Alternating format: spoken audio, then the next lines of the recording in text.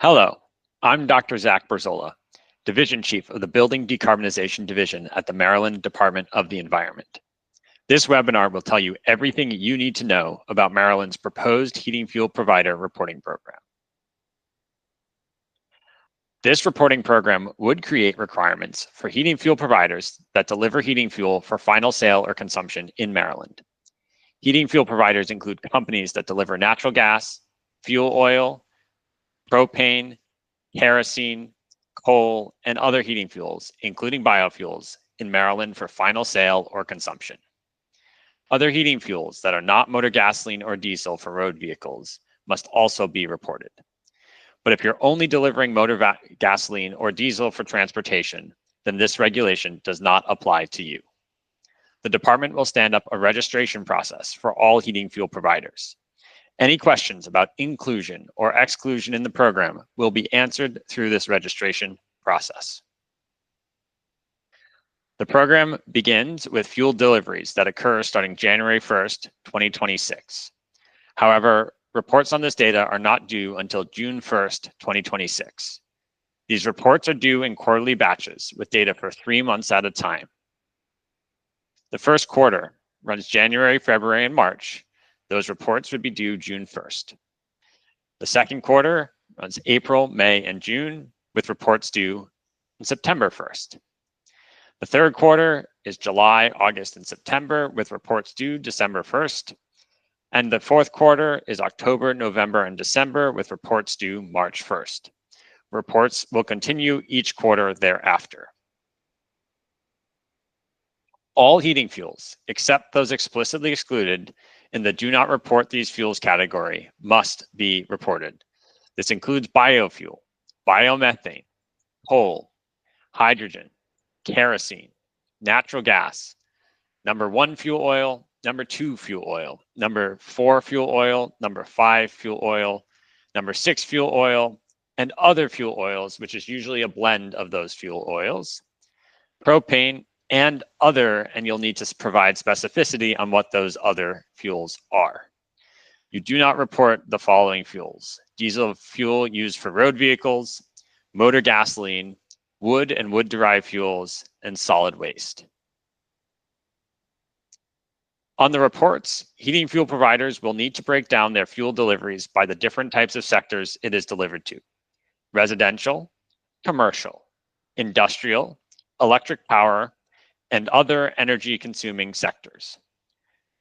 If a heating fuel delivery is to the electric power sector or industrial sector, even if the owner of the facility is a commercial business, providers should categorize this delivery as a delivery to the electric power or industrial sector, respectively. For companies with specific rate classes tied to the use of a heating fuel, existing classifications can be used to determine if it meets the sectoral definitions. The next several slides provide additional guidance on sector definitions and common energy use types.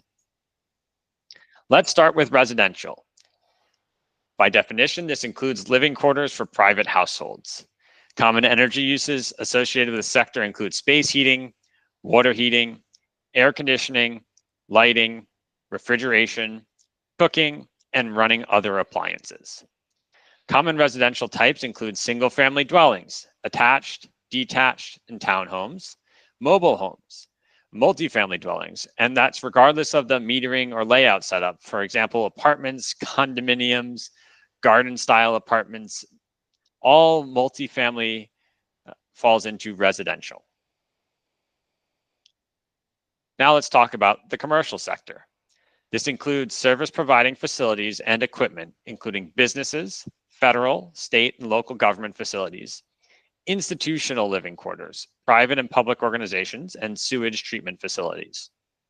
Once again, common energy uses are space heating, water heating, air conditioning, lighting, refrigeration, cooking, and running other equipment. This includes offices, hotels, restaurants, recreational facilities, retail stores, wholesale stores, schools and universities, houses of worship, healthcare facilities, warehouses, government agencies at the local, state, and federal level, transportation centers, and military installations.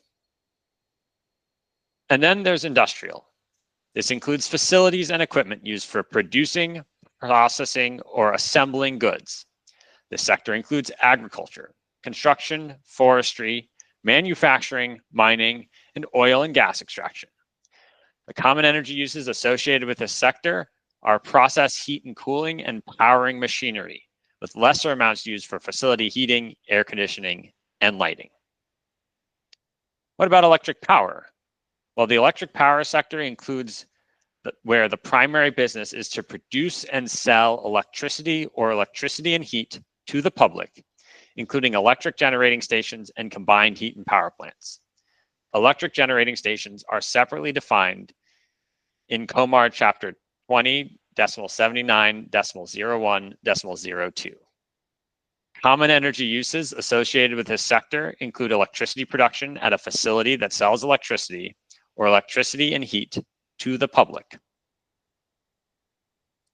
And finally, if the deliveries don't fall into any of the previous energy consuming sectors, there's the other sectors label. You can select other energy consuming sectors when reporting, but that heating fuel provider would generally only select this for uncommon cases. For example, when delivering a heating fuel to the transportation sector, such as a natural gas fueled bus. Provider will need to give more information before submitting this category. A few other tidbits on sector classification. The size of an operation does not affect classification. A heating fuel provider should classify large commercial operations, such as warehouses, as commercial, not industrial. Likewise, small industrial operations should be classified as industrial, not commercial. Heating fuel providers should classify multiple use or combination consumers, such as apartment buildings with commercial on the first floor, retail stores with attached dwellings, or industrial plants with on-site office space or buildings served from a common meter based on the predominant volumetric usage. If you can split it out, that's the ideal. But if your company records only show that that delivery is to one end user, then you have to go on the predominant volumetric usage. If a company's records show that one delivery is delivered to multiple sectors without further delineation, for example, one truck of propane goes to both commercial and residential sectors, then you must provide documentation and your best estimate of the information for each category separately, and document those assumptions on how it's being split out. And then try to, going forward, make sure that you can split that data out.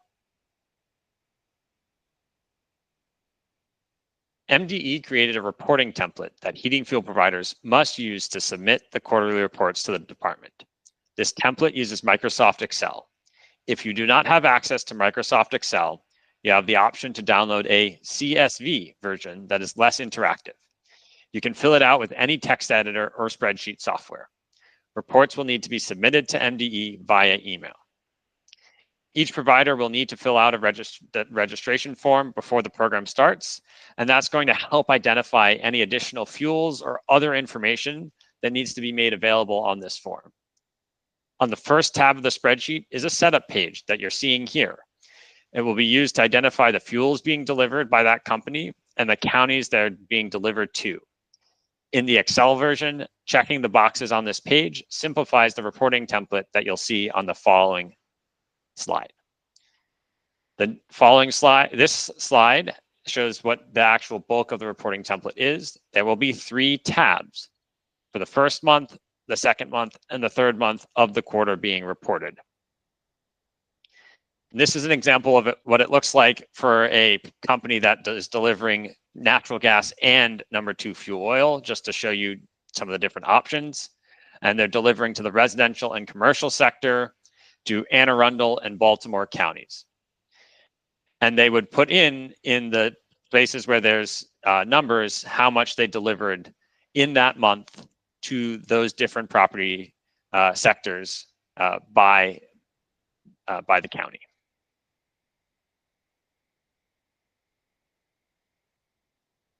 While county level reporting is new for many heating fuel providers, it does have far-reaching benefits.